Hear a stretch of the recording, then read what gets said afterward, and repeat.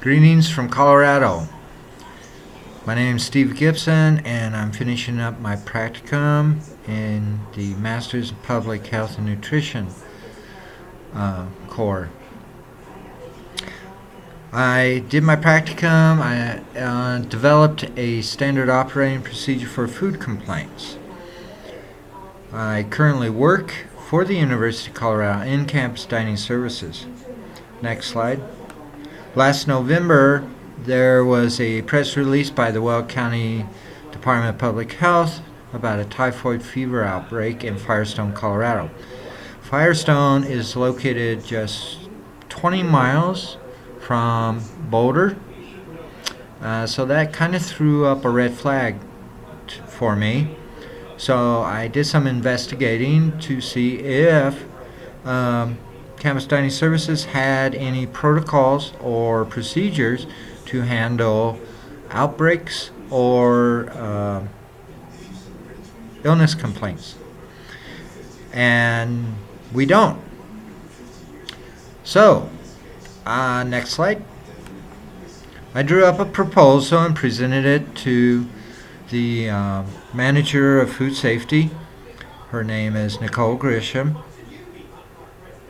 And she forwarded my proposal to develop a standard operating procedure for food complaints to the director of the department.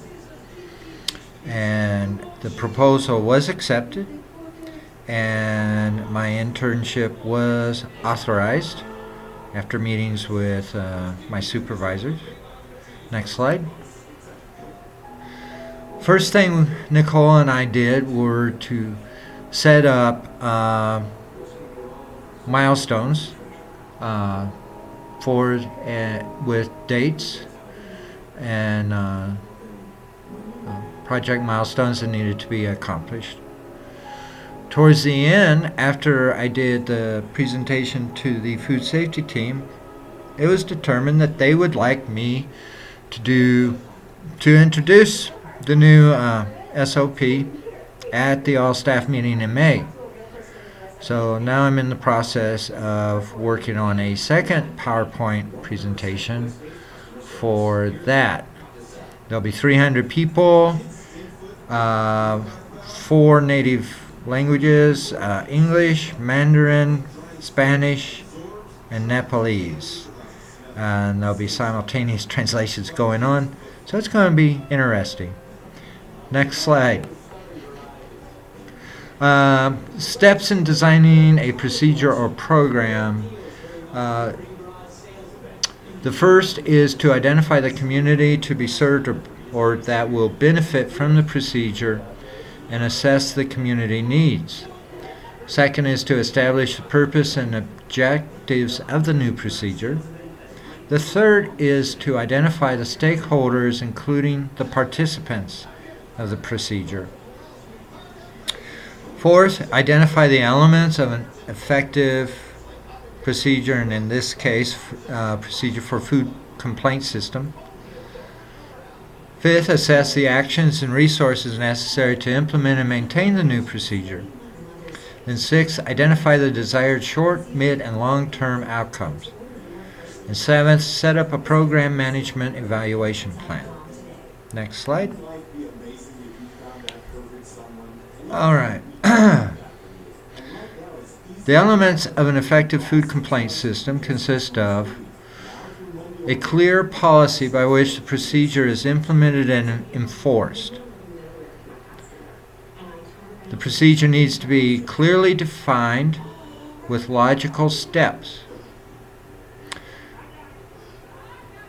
It needs an interview form that is well designed and laid out, allowing ease to complete, is designed at a level comprehensible by the interviewer. It needs to collect sufficient information for the investigation. That information would include complainant's contact information, details about the suspected meal or product, as well as location, and date and time that the meal was eaten. List of symptoms and duration, a 3-day food history, and additional information on alternate points of exposure. The procedure needs to have clear instructions on where and to whom to forward the complaint form to. It needs to have clearly defined responsibilities of participants at each stage of the procedure and establish a tracking system of complaints. Next slide. Now these next 3 slides are sample slides taken from the training PowerPoint. This particular slide identifies the community and needs assessment. Next slide. This one is just an overview of the procedure steps. And the next slide. In the training, this is actually has some animation in it. The circles fade out. And it's just going over the 3 major sections of the procedure. Next slide. The outcomes, short-term outcomes. Staff trained in the new procedure. Staff's awareness of foodborne illness and the risk of an outbreak is increased by the training. Midterm. Staff able to take food complaints and successfully investigate them and track them. Through the investigation, revelation of systemic knowledge, behavior, and equipment problems that compromise food safety. Establishment of more active and effective communications between Wardenburg Health Center, that's the campus health center, Boulder County Department of Public Health, and campus dining services. Long term is reduction in foodborne illness cases on UCB campus, increased confidence by customers in campus dining services, dining and retail centers. Next slide. What I learned here. Time management. I had some weather delays, blizzards, snowed in, school closures. I also had illness a couple different times myself. Then my father had various medical problems. We had to relocate him. Work deadlines, conflicting with internship due dates. Then I learned a bit about interagency politics and rivalries through my preceptor. She had previously been the head inspector for the state of Colorado's Public Health and Environmental Health Department. I presented to her a document that I was going to use for a source. It was the Site for Assessment of Colorado's Foodborne Illness Outbreak Response and Preparedness, and it was a rather mediocre assessment. She wasn't too pleased about it because the assessment occurred under her watch. And it was conducted by a member of the Colorado School of Public Health. Long and short was there were errors in the assessment. The assessment actually had been ordered to be retracted. So anyways, that was an interesting learning experience. Then I learned a lot about psychology of color, fonts, and layout design in PowerPoint presentation. Next slide.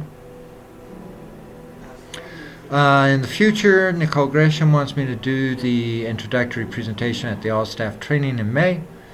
I've also been asked to do the first intensive trainings of the unit lead managers, and I have requested to be assigned to either Nicole or the dietitian as an assistant for next year. Next slide. And my closing slide was, do unto others as you would have them do unto you.